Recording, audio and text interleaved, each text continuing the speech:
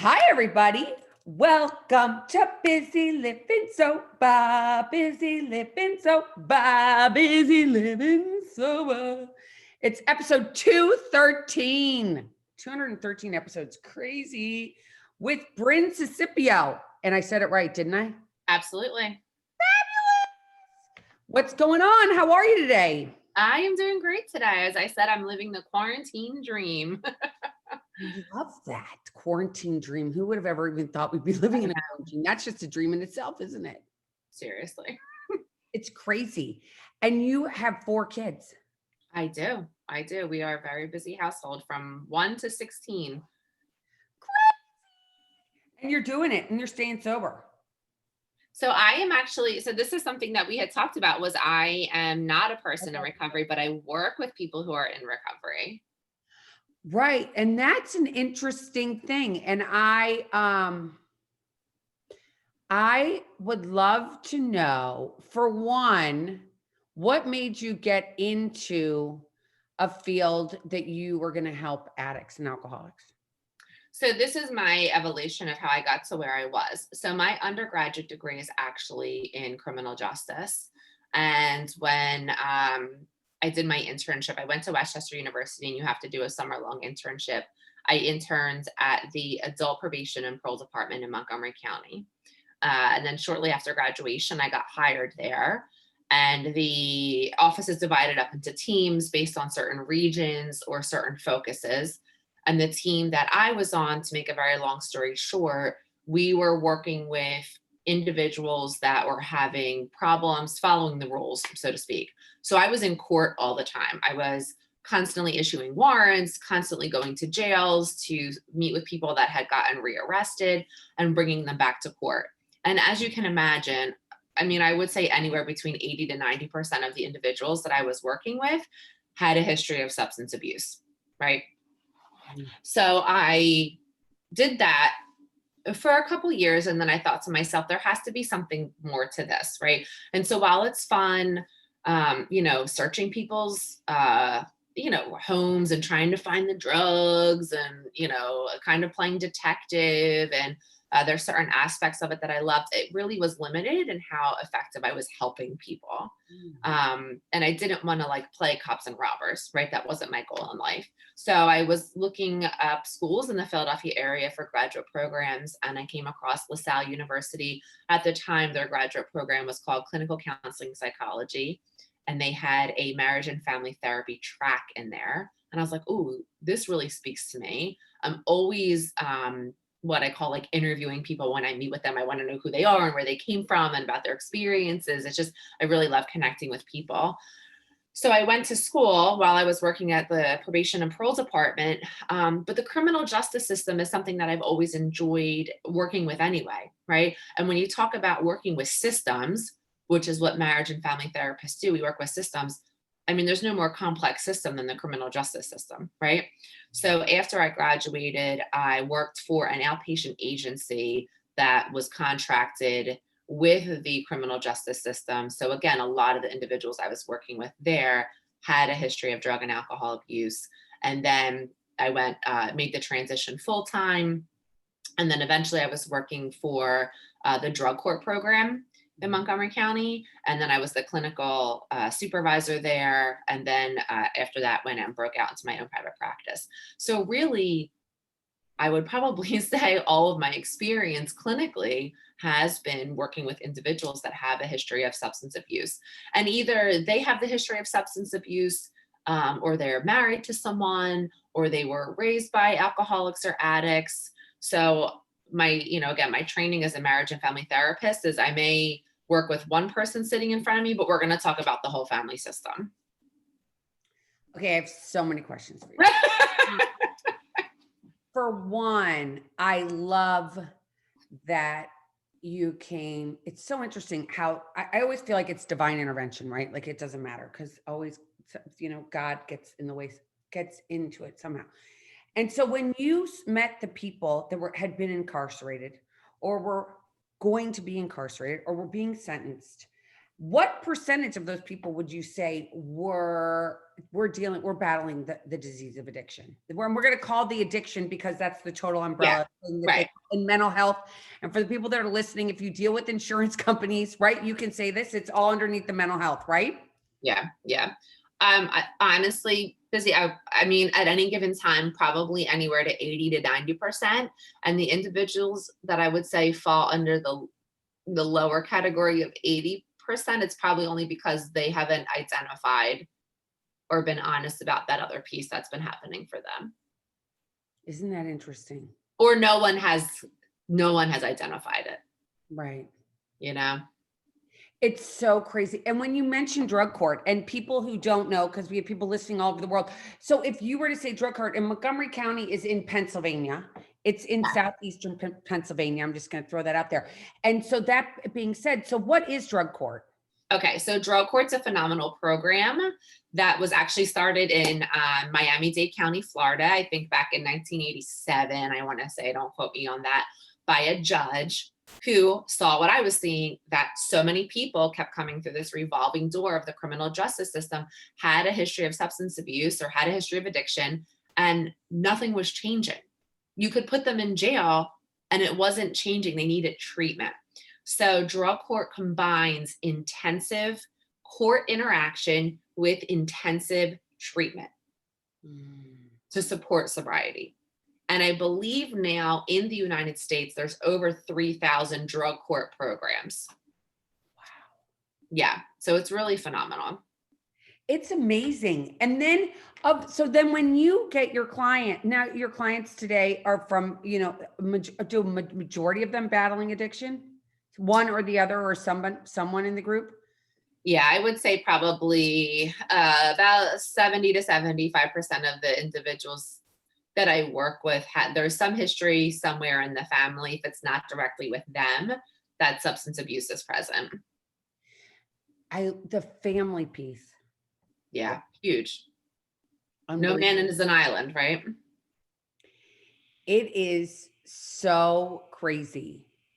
And I'll just share a little bit so when I was a recovery coach for a little while, and I want to get your thoughts on this. So when I was a recovery coach, I would always want to bring the whole family in, right? Because this is a family disease. And my ex-husband, I had to take him when I'd been sober for a while, and I had to take him to rehab. And I find it so interesting, for one, that there isn't as much transparency about what rehab is, Yeah. Right? They don't Right. tell people, oh, by the way, you're going to rehab and this is only 28 days. Maybe it's only 2 weeks. Maybe it's only 7 days, right? And your person isn't getting fixed. No, they're not going to come out like as if they just went on one of those extreme makeover shows and they look like a completely different human being. I love what you just said. I love that. They don't come out. It's not an extreme makeover. So tell us how you handle things differently, and how you would handle someone that's battling this disease. They come to you. Walk us through the process, if you would.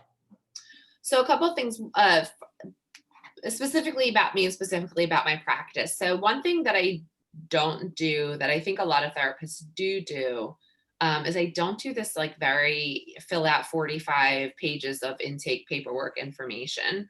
I think that can get in the way. I think it can feel very overwhelming for clients. And then I also then have to read all of those 45 pages of information and know what's on there. And through the first session that we have, I'm screening and asking a lot of those safety and important questions to begin with anyway.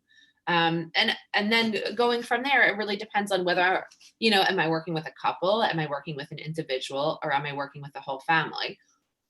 That will dictate who's in session and who's showing up. What I do with every client that I work with is I construct what's called a genogram. So I don't know if you've ever heard of that, but for anyone who hasn't, a genogram is basically a scientific family tree. And I have a book, which I don't think I have around here. When you're not in your office and working home virtually, like your stuff is kind of all over the place. But I have a book. It's by Monica McGoldrick, and it just shows like the value of genograms. And in it, there's some color-coded pages that are really helpful. But anyway, you map out this family tree using symbols and specific shapes, and they can really demonstrate anything. So again, whether I'm working with an individual, whether I'm working with a couple, or whether I'm working with a whole family, I'm always constructing and adding to this genogram because it allows me to see and highlight what the patterns are through the generations. And the patterns could be something as obvious as every male in our family was an alcoholic, or it could be something more covert about secret keeping and who's not talking about the anxiety, or who's experienced losses early on in their life that just could kind of get brushed under the rug. And then what that does is, for the people that are in front of me, it one can help alleviate a lot of the shame that they experience. So many people come into session feeling like something's wrong with me. I messed up in some way. I'm a bad person. I'm not good enough. I'm not lovable. And when we expand their view and say, well, actually, this theme or this mental health or this addiction or this suicidal ideation has really been present throughout generations of your family. Or, perhaps you didn't have a strong attachment to your mom because it looks like she really experienced some pretty extreme postpartum depression that really got in the way, and it wasn't because she didn't love you. So when you can open up that scope and expand it a little bit more, it helps them feel more open to the relationships in their life. It helps decrease their shame. And I think that can really help support them, or from what I've seen, it does help support them in their efforts of recovery. Because, addiction isn't just, oh, I woke up one day and let me be a raging alcoholic because this will be fun, right? It's an expression of all the mess. I love that, because as you probably know, I don't know if you do, but I coined the frame Sober Not Ashamed a long time ago because there was so much shame. And I didn't think there was any way out, because generationally, no one ever got better, right? They'd say, oh, they're an alcoholic.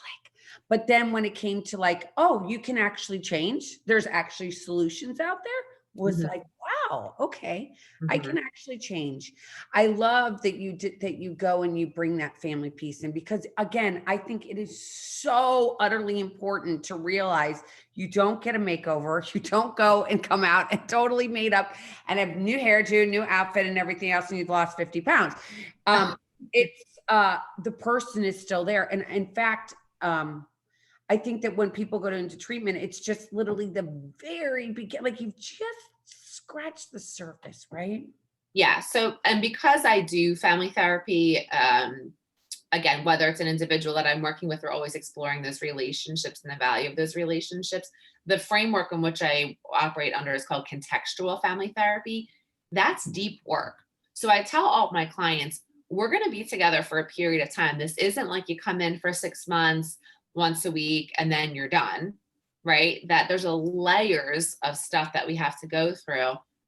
And when that work is done, that you will have all the skills and you will have the healing that you need. My goal is to never see you again. I am absolutely not a fan of creating a dependency on therapy. And I'm also not going to send you out into the world half done. Love that. Love that. Because there is, people think, oh my gosh, how long am I going to do this? And how long is this going to be going on in my life? And what do you feel as though, if you see a lot, how many of your patients do you think are alcohol or pills or weed? Even like using what? Yeah. I'm like, should I look at my schedule and see? I mean, I think alcohol is huge right now. I think alcohol's always been huge. I think one of the biggest challenges with alcohol is it's not only, so I say it's not only socially acceptable, but it's socially promoted, right? That like, if you don't drink, you have to explain, or that every event has to surround alcohol. And then this whole like moms and wine movement, where it's like a coffee mug and it's like, there could be some, is there coffee in here? Or maybe it's vodka, maybe it's wine, so the promotion of alcohol, I think, makes it extremely challenging for people to get sober, because they talk about, this is going to change my entire landscape. This is going to change how I do business. This is going to change how my boss looks at me. This is going to change the socialization we have. This may change our relationship with other parents. And then is that going to mess up my kids and their friendships? So I think probably alcoholism is one of the biggest things that I work with right now. for individuals that are coming to see me. And then a lot of times from there, it's just a spiral into, well, once I start drinking, then I'll do a little bit of Coke, then I'll do some pills, then And what do you think with the pandemic that's going on right now? And we kind of made light of it a little bit, and that we're like, I'm doing the best I can during quarantine. And I feel like the media, at least especially the media, and I hate to talk about the media, but I'm going to talk about the media for 2 seconds, even though I'm not a big fan of the media at all. They aren't really focusing as much on the fact that the mental health aspect of what is going on to our country and to the people in our country right now is like, it's debilitatingly, I mean, it's frightening. I mean, I have heard last week alone, I heard of 2 people that were killed. I mean, 3 people in total that were killed in a week in totally two different situations. And this is not a norm, right? So, and people that are picking up drinking and people and marital problems. I mean, I'm sure you are, because you're right there. You're like at the battle lines. How's it going? And will you talk to us about that? Yeah. So first, I think it's important to understand that mental health has always been extremely undervalued in our country. And I think you can see that very easily by the lack of resources that are available to all people in all areas, right? From rural to inner city and everywhere in between. And I also think you can see that very easily by looking at what insurance companies decide is appropriate to not only pay the clinicians that are delivering these services, but also the amount of time they believe is warranted to support people. Like you said, someone using, let's just pick like an example that people can really picture in their minds, someone who's homeless, living in Kensington, which is like the heroin epicenter, right? And decides to go to rehab for the first time and wants insurance to pay for it, whether it's Medicare or Medicaid. 14 days. 14 days. I can't even speak. Like, please, CEO of insurance company, when your kid's a heroin addict and is homeless and in Kensington, if you think 14 days is going to give them that extreme makeover, like, no. So I think it's important to understand that we've always been behind, right? We've always been playing catch up. And I think that when this pandemic hit, it just really slowed everything down. Now, one thing that I think is helpful is because on March 13th, 2020, when the world went virtual on a dime, everyone said, oh, okay, everything's on Zoom now. Everything's on Doxy now. Everything is on these HIPAA compliant platforms now. And so therefore, there are people that are seeking treatment that maybe wouldn't have before because they're a lot more comfortable with this platform. I've also gotten positive feedback from clients that say, I wouldn't have been able to come see you because I would have, if we were meeting in person, I would have to factor in the drive time, or my kids are old enough that I can put them in another room with a movie and see you, but I can't leave them at home by myself. So the accessibility, I think, has certainly been helpful.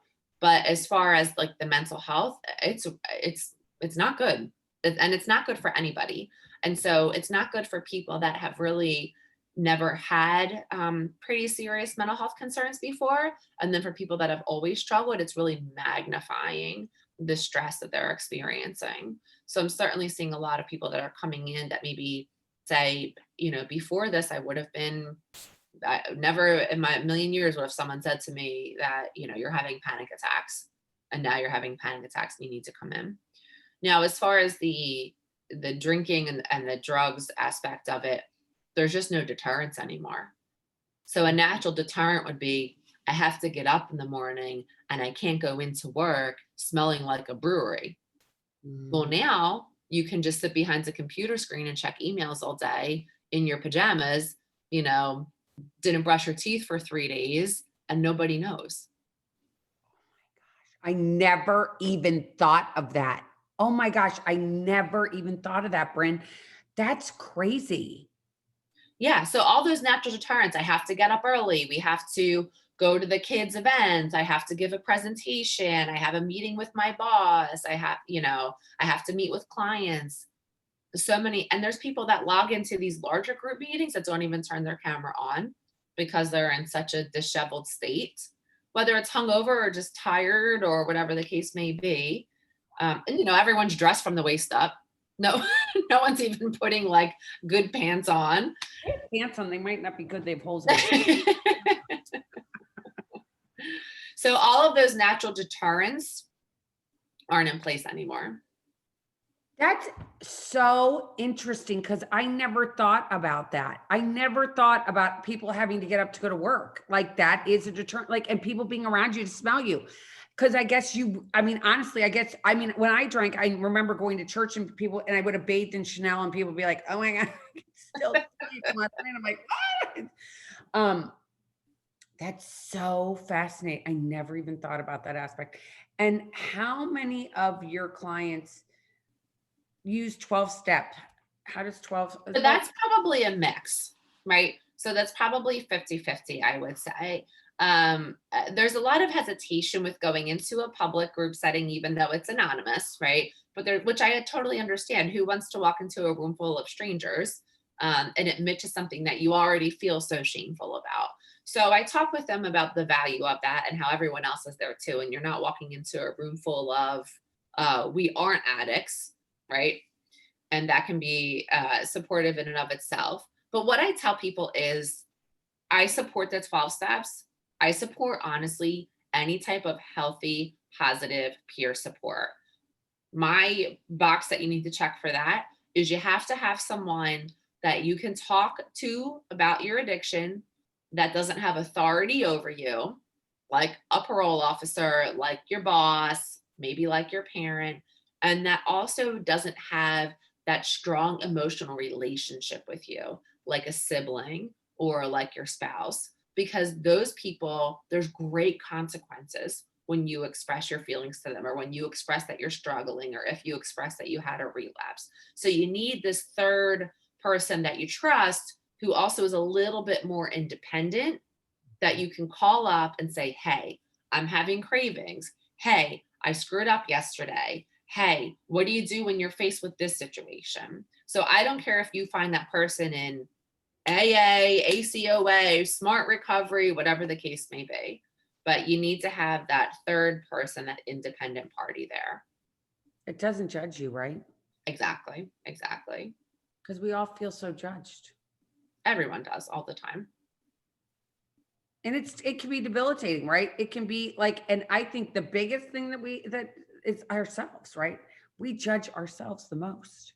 Oh, of course. I mean, we're our own worst critics, right? We assume everyone is looking at us, thinking about us, staring at us, making judgments on us. When really I then say, well, how often are you judging other people? And sometimes people say, I judge other people a lot. Okay, well, then you need to stop doing that, right? Because that's not helping you or anybody else. And sometimes they say, well, I don't think about anybody else. I'm too worried about myself. Okay, well, then no one else was probably thinking about you either. Now, the way you just said that, I want to ask you, so what do you say to somebody who has been judging themselves so much that it becomes debilitating because they don't want to leave their house because they're judging everybody with the minute they walk out the door, then they get in the car and then they're rethinking the whole thing so it's easy to say, all right, stop doing that. But oh, right, yeah, is of really stop doing that takes a while. Like, what tools would you recommend to somebody who's having that problem? So 2 words that I use frequently in therapy are intentions and expectations. What is your intention in judging yourself? What's the goal here? And then what are you expecting the outcome to be? What are the expectations? Do you want everyone else to judge you? How is that serving you? What would you like to do differently about that? For a lot of people, negative or unhealthy or undesirable behaviors that they engage in, there is some benefit to that, right? So some people will say, okay, well, the benefit in me judging myself so harshly has been in certain areas of my life, I've really been able to excel because I don't settle and I strive for perfection. Okay, well, let's not take away that piece of it. Let's keep that piece there because that piece seems to be valuable and has worked out well for you. But the part that's not so valuable, how can you be patient with yourself? How can you give yourself grace? How can you be a little bit more kind to yourself? a lot of people now, like the self-care buzzword has been going around for a long period of time now, definitely the last 5 years, like self-care, self-care. And originally it was like these like luxurious bubble baths and massages. And I think those are important, right? Then the pendulum began to swing a little bit. And it was like self-care is not just like luxury, but it's also things to do, like get your bills organized and make sure you stay on top of your laundry. I would like to starting to add in a third piece of self-care where we just talk nicely to ourselves. Mm.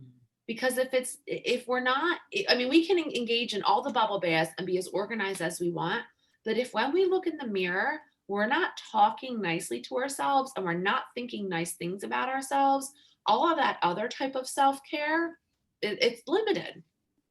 It's limited. So I really encourage people to really look at themselves and say, and I don't care how far back you have to go, but like, let's think about a moment where you felt proud. Let's think about a moment where you spoke, even though your voice may have been shaking. Let's think about a moment where you said, I feel really good today. I really love my body today. Let's go back to those moments. What was happening there and try to replicate them as much as possible. And a lot of times people, I don't know, Stuart Smalley, do you remember who Stuart Smalley was? I mean, I've known probably a lot older than you, but Stuart Yeah, no, Smalley, and gosh darn it, people like me, yes. and everybody feels so uncomfortable. They're like, this feels so like, I feel like such a loser doing this, right? Yeah, yeah, To say I love you to yeah, myself. yeah, yeah. But you feel like a loser because you have this belief somewhere that you shouldn't be saying that. Right. And that's what But I you have think to we change raise it. people to be like that, don't we? We raise our kids. Do we raise our kids to do that? I don't know. So, well, I'll tell you this. So sometimes there's a benefit of being a therapist and a parent, and sometimes there's a limit to it. My daughter, who's 6, has red hair, gorgeous, gorgeous red hair. And of course, as anyone who has red hair or has a child who has red hair knows, anytime you are out in public, someone will say to her, your hair is so beautiful, your hair, right? From day one, I told her, you say thank you. I don't say, oh, it's genetic, or yeah, it's cute, or I don't make a joke about it. Like, she better never dye it. I say thank you because that's something that is beautiful about her and that she should feel proud about. So from day one, she says thank you. Someone says, oh, I love your red hair. Thank you. And then it's funny, so many people are taken back by that. And they're like, oh, that's really cute that she said thank you. I'm like, yeah, this is how you raise confident people that don't feel ashamed about themselves. Well, that is amazing because it is true. Because sometimes we go into a diatribe of like, why is it red? And this is what it is. And like, does anybody even want to hear that stuff? Right, No. right.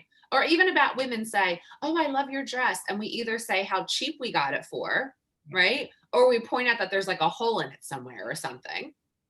Like, just say thank you. Just say thank you. It's all you have to do. Thank you. But it is so hard. I know. Right? It's retraining our brains because our brains are like, oh my gosh, wait a minute. I have to give you an excuse as to why I don't deserve this. It's kind of like that. It sounds like, Yep. right?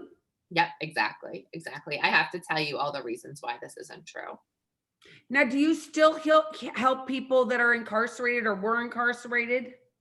No, so I don't work with that population anymore. Although some of them I still keep in touch with that I used to work with, and they're doing well, which is always such, so wonderful to hear. Well, I'm sure it was heartbreaking when you see someone and they're like about to go be incarcerated for a certain amount of Yeah. time. And you're like, they're really not a bad person. They just really got Oh caught. yeah. Oh well, some people, I should actually say, yeah, some people that I work with get arrested for DUIs, and have to do periods of time for things like that. But not to the extent as which people that I used to work with that were, in that revolving door of the criminal justice system. But it sounds like it was an amazing launch pad because my husband and I always talk about it. We're like, how many people that are actually in jail right now or in prisons right now have really not done like, unfortunately, they had that. What was the name of it? What did you call it? A G what? Instagram? The genogram. Mhm. And then if they were to look at their family tree, it's like, oh, this person had it, this person had it, this person had it, this person had it. Okay, that's Oh, where yeah. I got it. Yeah. Oh, so I'll share this with you. So when I did work with the drug court program, I had a client who had an incredible, came from a very large family and had an incredible knowledge of their family history. So we're really getting into their genogram, and I'm talking like third cousins, great grandmother. I mean, they knew everything. It was phenomenal. So we map it all out. And of course, you always run out of paper. So I have like paper spread out, everywhere. And I said, let's go through, and I had done the symbols, but I said, let's go through and highlight in orange everyone in your family who has an addiction. So like the whole page is orange, right? So then I said, like literally, like the whole thing is orange. And then I said, let's go through and in a different color, identify everyone who's died from their addiction. Nobody. So then what do I do with that information? I go back to the court conference. So in the drug court program, the therapists and the probation officers and the judge have a conference every week about people in the program. That's what makes it so intense. Everyone's on the same page. So I go back and I say to the judge, I'm like, Judge, listen, this person, when you're speaking with them, because every single week the participants speak directly with the judge one-on-one, I said, you can't talk with them about death being a possibility or being a deterrent, because in their family, no one dies from their addiction. I said, we just did this whole map. So it's important to use that information to be able to understand like exactly what the beliefs are within those family systems. Because when the judge is up there saying, you could die from this disease, people are saying, well, like my 90-year-old grandma still hasn't died, It's identifying all that stuff. Oh my gosh. And how interesting is it that how many people were like, I'd rather pick up the drink? Like how many times they'd have to go to jail before they finally got it? Like, I really want this. Like I think that you have to, at least for me, I had to want this. Like how many people Oh, are yeah. forced on that you're like, that don't really want it? Well, I think it doesn't, to be very honest with you, however you get connected to treatment is how you get connected to treatment. Whether you feel that the world is caving underneath your feet and this is your last resort, or you are dragged there kicking and screaming. I don't care how you get there, as long as you get there, right? And then we can work with you from that point in time. So there's definitely people that we saw enter that program or enter into therapy now that, are very resistant, and others that are very open, and both can be very successful. Mm. Sometimes it's just a matter of breaking those patterns. When I worked with drug court, people who had a lapse of use in the program were incarcerated for like 48 hours just to stop the behavior, right? Or 24 hours, it's like pulling the emergency brake on a car, right? Like we're just going to stop the behavior. That's it. We're going to break this pattern and get you refocused back into treatment. I love that. I love that. And how many people stayed clean from, and what do you think, what are the percentages of people that stay clean after they go to drug court? If there is such a percentage? Yeah, you know what? I would have to, and again, it's like, how do you define that? Because there's people that, unfortunately, there's people that die, right? Like that's a part of the reality. Someone I know just celebrated 10 years that was in the program who I love to death. So if they're listening, they know who they are. And there is, people who are clean and then they have, a brief period of relapse and then they get themselves sober again. So I think it's kind of hard to track that accurately. I do know that they track like rearrest rates, that is one, thing that you can track accurately, but I don't know. It's been a while since I've worked with that program, so I'm not exactly sure what the most recent statistic would be on that. Well, it sounds like you are doing exactly what you're supposed to be doing. I love it. I honestly do. People are like, I don't know how you're a therapist. And some of my clients are so funny.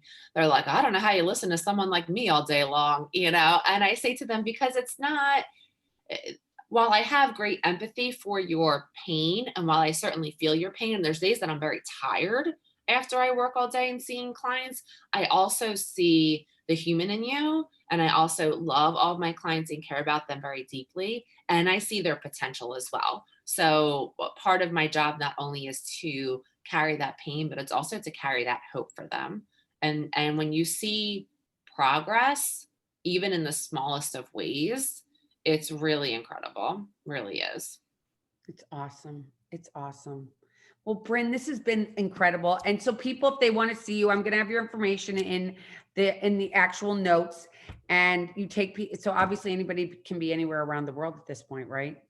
So so I have myself and I have two other therapists that work in my practice, and we can see people, and we're in Pennsylvania. Okay. That's what our license limits us to. Now, sometimes because of the pandemic, other states will let you see clients for 10 sessions or 15 sessions. But we can definitely see anyone who's in the state of Pennsylvania. Well, that's good to know. But if not, if people have any questions, I will actually steer them your way if any of this actually prompted somebody into thinking. Oh yeah, I think it's so important.